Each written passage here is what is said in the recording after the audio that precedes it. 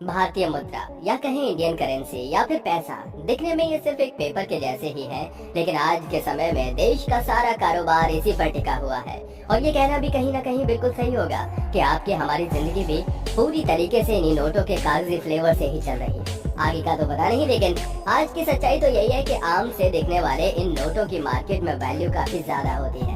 इसीलिए इन्हें जिस तरीके से बनाया जाता है वो तरीका अपने आप में बहुत खास होता है। साथ ही इसे प्रभावी बनाने के लिए इनमें कई सिक्योरिटी फीचर्स भी होते हैं। नकली और असली नोट की पहचान भी इनसे ही होती है। गांधी जी की फोटो से लेकर रंग और आरबीआई लिखी हुई पट्टी जैसी कई चीजें हैं जो इन नोटों की पहचान होती है।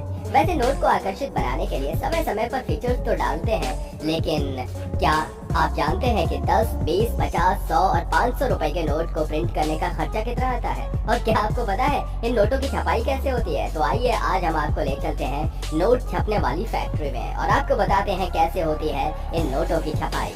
तो बने रहिएगा हमारे साथ आखिरी तक। दोस्तों, भारत करेंसी के नोट भारत सरकार और रिजर्व बैंक ऑफ इंडिया द्वारा छापे जाते हैं और ये सिर्फ सरकारी प्रिंटिंग प्रेस में ही छापे जाते हैं। देश भर में 4 प्रिंटिंग प्रेस है, नासिक, देवास, मैसूर और पश्चिम बंगाल में सालबोनी।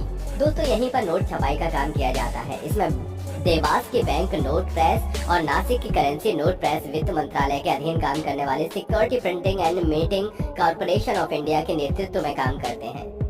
वहीं मैसूर व सालबोनी की प्रेस भारतीय रिजर्व बैंक के सब्सिडरी कंपनी भारतीय रिजर्व बैंक नोट मुद्रण प्राइवेट लिमिटेड के अधीन काम करते हैं। इसे छापने के लिए खास तरीके की इंक का इस्तेमाल किया जाता है जो स्विट्जरलैंड की कंपनी बनाती है और ये कंपनी कई देशों को स्याही निर्यात करती है। इस मामले में प्रधानमंत्री नरेंद्र मोदी ने भी स्वदेशी इंक और पेपर बनाने के लिए कहा था। कहा जाता है कि इसमें एंटाग्ले हॉसल्स और ऑप्टिकल वेरिएबल इंक का इस्तेमाल होता है। अलग अलग इंक अलग अलग काम करती है। इसका पेपर भी खास तरीके से तैयार किया जाता है। भारत के नोट में लगने वाला अधिकतर पेपर जापान और यूके से आयात किया जाता है। आरबीआई अधिकारियों के अनुसार 80% नोट विदेशी कागज पर छपते हैं। अब आपको नोट के इतिहास के बारे में बताते हैं। ब्रिटिश सरकार ने साल 1862 में पहला नोट छापा था, जो कि यूके की एक कंपनी द्वारा छापे जाते थे। इसके बाद 1920 में ब्रिटिश सरकार ने नोट को भारत में छापने का फैसला किया। अब सवाल आता है कि आखिर कौन सा नोट कितने रुपए में छपता है? आपको बता दें कि 500 के नोट पर 2 रुपए 65 पैसे खर्च होते हैं। 200 के नोट पर 2 रुपए 48 पैसे खर्च होते हैं। 100 रुपए के नोट को प्रिंट करने का खर्चा 1 रुपए 5 पैसे है और 20 के नोट को छापने का खर्चा 10 रुपए के नोट से कम पड़ता है। दोस्तों, अब जो नोट बनाए जा रहे हैं वो पुराने वालों से सस्ते में बन रहे हैं। आईटीआई में बताया गया कि पुराने नोट के बजाय नए नोट को छापने का खर्च कम है। पुराने 500 रुपए के नोट को छापने का खर्चा 3.09 रुपए है, वहीं नए नोट को छापने का खर्चा 44 पैसे कम है। STMCL के स्वामित्व वाले 4 शहरों में सिक्के ढाले जाते हैं। टकसाल, मुंबई, हैदराबाद, कोलकाता में स्थित है। आरबीआई अधिनियम की धारा 38 के अनुसार केवल रिजर्व बैंक के माध्यम से ही सिक्कों को प्रचलन के लिए जारी किया जा सकता है। भारत में वर्तमान में 10, 20, 50, 100, 200, 500 और 200 की कीमत वाले बैंक नोट जारी किए जा रहे हैं। इन नोटों को बैंक नोट कहा जाता है क्योंकि भारतीय रिजर्व बैंक द्वारा जारी किए जाते हैं। 2 और 5 रुपए के मूल्य वर्ग के नोटों की छपाई बंद कर दी गई है और बताया गया है कि इन बैंक नोटों की छपाई और सर्विसिंग की लागत उनके जीवन के अनुरूप नहीं थी। हालांकि पहले जारी किए गए ऐसे बैंक नोट अभी प्रचलन में पाए जा सकते हैं और ये बैंक नोट वैध मुद्रा बने हुए हैं। 1 रुपए के नोट भारत सरकार द्वारा समय समय पर जारी किए जाते हैं और ऐसे नोट जिनमें पूर्व में जारी किए गए नोट भी शामिल हैं, लेन देन के लिए वैध मुद्रा बने हुए हैं। विदेश से औरंगाबाद आए हुए पेपर को कैसे छापा जाता है? सबसे पहले पेपर को मशीन में डाला जाता है। मशीन से निकले नोटों की शीट पर खराब और अच्छे नोटों को अलग अलग कर दिया जाता है। इसके बाद सही नंबर डाला जाता है। नंबर डालने के बाद एक नोट चेक किया जाता है। खराब नोटों का क्या करते हैं? जब नोट खराब हो जाते हैं तो उन्हें बैंक में जमा कर दिया जाता है। बैंक इन नोटों को मुख्य कार्यालय में भिजवा देते हैं। वहां उनकी जांच होती है और उसकी जगह नए नोटों को छाप दिया जाता है। एक फैक्ट ये भी है कि किस देश में कितने नोट छपते हैं, ये उस देश की सरकार, सेंट्रल बैंक, जीडीपी और विकास दर के हिसाब से तय की जाती है। हमारे देश में रिजर्व बैंक तय करते हैं कि कब और कितने नोट छापने हैं, एक बार में कितने नोट छापे जाएंगे, ये भी आरबीआई के द्वारा तय किया जाता है। नोटों की छपाई मिनिमम रिजर्व सिस्टम के आधार पर तय की जाती है।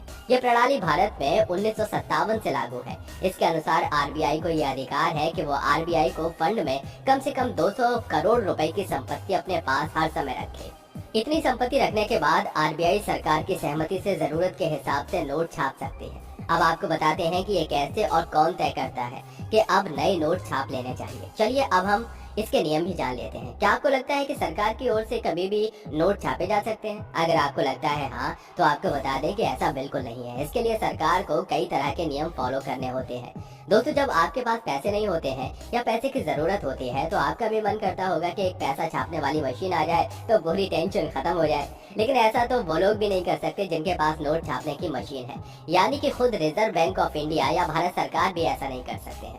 उन्हें भी कई नियमों को ध्यान में रखते हुए नोट की छपाई करनी होती है। खास बात यह है कि आरबीआई 10,000 तक के नोट छाप सकती है और इससे बड़े नोट छापने के लिए सरकार से इजाजत लेनी होती है। पहले आरबीआई कई मानकों को ध्यान में रखते हुए ये पता करता है कि कितने नोट छापने की जरूरत है और फिर इसके लिए सरकार से स्वीकृति ली जाती है और फिर सरकार भी आदेश देने से पहले आरबीआई से इजाजत लेती है और फिर इसके आधार पर अंतिम फैसला लिया जाता है। वैसे आखिरी फैसला सरकार का ही होता है। ऐसा नहीं है कि जब भी देश की गरीबी को मिटाना हो तो नए नोट छाप दो। भले ही सरकार के पास नोट छापने का अधिकार होता है, लेकिन ऐसा नहीं है कि चाहे जब कितने भी नोट छाप दिए जाए। ऐसा करने से अर्थव्यवस्था बिगड़ जाएगी। इससे वहाँ की करेंसी की कीमत काफी ज्यादा कम हो जाती है और महंगाई की दर भी काफी बढ़ जाती है।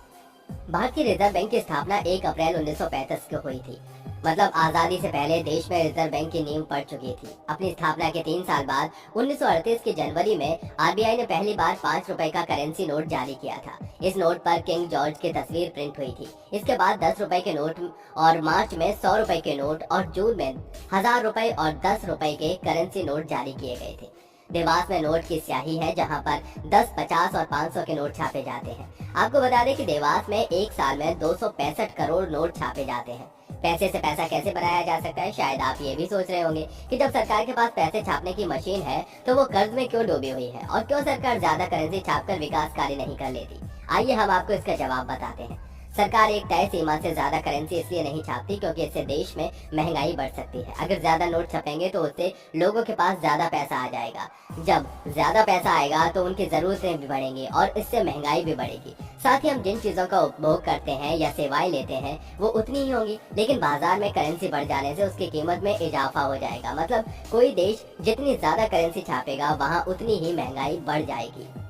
इस बात को आप एक उदाहरण से समझ सकते हैं। मान लीजिए सरकार ने खूब सारे पैसे छाप दिए और देश के हर नागरिक के पास लाखों रुपए की संपत्ति हो गई। लेकिन अब आप बाजार में कोई चीज लेने जाएंगे, जैसे किसी चीज की कीमत पहले 50 रुपए थी, अब दुकानदार उस चीज को 50 रुपए में ही क्यों बेचेगा? क्योंकि 50 रुपए की अब उतनी कीमत नहीं रही है जितनी पहले थी। साथ ही जब किसी चीज का उत्पादन होगा तो वहाँ भी उसकी लागत बढ़ जाएगी। तो जब तक प्रोडक्ट मार्केट में आएगा उसकी कीमत बहुत ज्यादा बढ़ चुकी होगी।